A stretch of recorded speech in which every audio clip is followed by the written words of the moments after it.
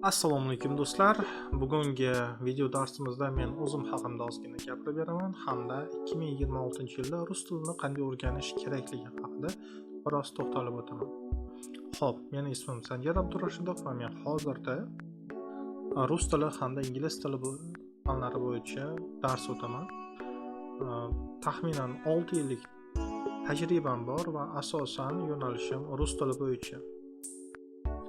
Hamda agar siz 2026-yilda rus tilini haqiqatdan ham o'rganmoqchi bo'lsangiz, unda bu videoni oxirigacha tomosha qiling hamda o'zingiz uchun foydali maslahatlarni oling. Demak, boshlaydigan bo'lsak, bilamiz, rus tili dunyodagi eng murakkab tillardan biri hisoblanadi hamda uni top 5 ta eng murakkab yiziklar orasiga kiritishadi, tillar orasiga kiritishadi. Nima uchun? Chunki rus tilida hamma narsa o'zgaradi. Do'stlar, adashmadinglar. Rus tilida hamma narsa o'zgaradi. Ya'ni ot o'zgaradi, sifat o'zgaradi, fe'l o'zgaradi, har bitta so'z o'zgaradi. Kelishiklari bor, rodlari bor.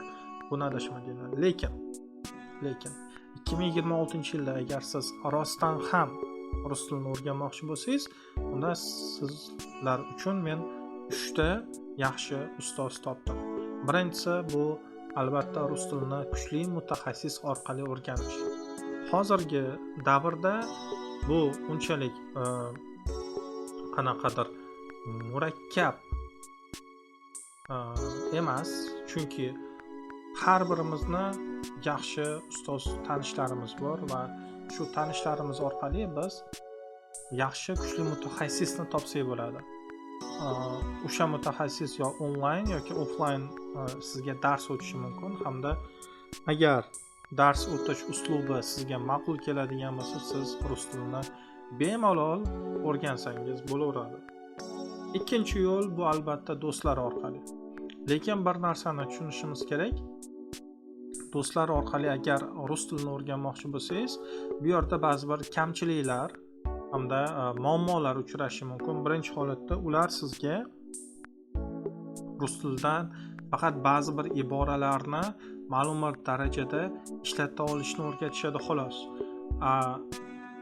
Rus tilida siz to'liq hamda xatolarsiz gapirmoqchi bo'lsangiz, baribir bu yerda siz kuchli mutaxassisga muhtoj bo'lishingiz kerak bo'ladi. Ikkinchidan, do'stlaringiz har doim sizni oldingizda bo'lmaydi hamda ular sizni nazorat qilmaydi. Biror bir yangi fan yoki biror bir sohani o'rganmoqchi bo'lsangiz, bu yerda albatta uyga vazifani tekshirilishi muhim hisoblanadi. Hamda ketma-ketlik bo'lishi kerak.